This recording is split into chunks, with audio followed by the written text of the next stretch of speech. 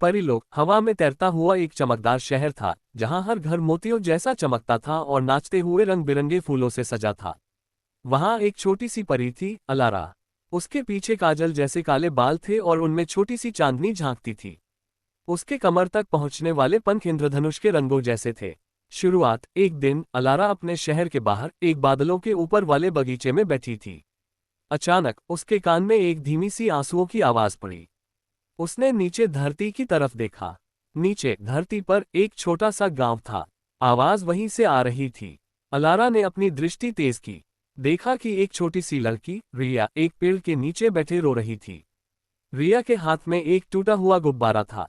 वह उसी गुब्बारे को देखकर रोती जा रही थी, जो अब सिर्फ एक रेशम का टुकड़ा बन चुका था।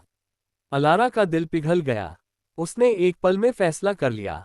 उस दिन परीलोक में दयालुता दिवस था, जहां हर परी को 1 घंटे के लिए धरती पर जाकर किसी न किसी की मदद करनी होती थी। अलारा के पास बिल्कुल 1 घंटा बचा था। अलारा हल्की सी हवा का रूप लेकर रिया के पास पहुंची। उसने एक मधुर सी सरगम गाई, जिससे रिया का रुकना बंद हो गया। फिर अलारा ने अपना हाथ रिया के गाल पर फेरा।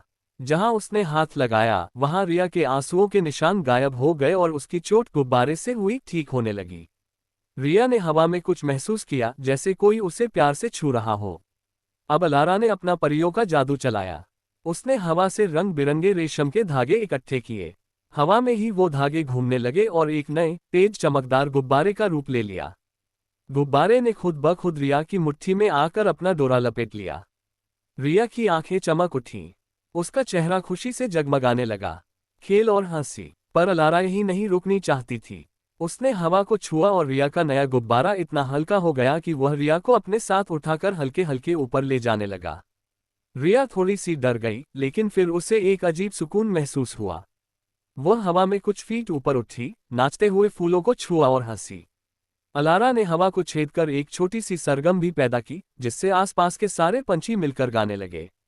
वो पूरे 10 मिनट ऐसे ही खेलती रही और रिया ने कभी इतना मजा नहीं लिया था। अलारा को अपना समय खत्म होने का एहसास होने लगा। उसने रिया को वापस धीरे से जमीन पर बिठाया।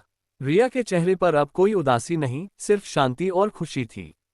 उसने आसमान की तरफ देखा और बोली, शुक्रिया, तुम कहीं से भी हो।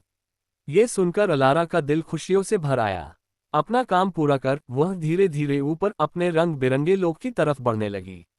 जाते जाते उसने अपने पंखों से थोड़ी सी चमकदार धूल रिया के आसपास छिड़की, ताकि वह सदा सुरक्षित रहे। अंततः जब अलारा परीलोक पहुंची, उसके बस 1 घंटे का समय पूरा हुआ था। उसके गुरु ने पूछा, तूने क्या सीखा, अलारा?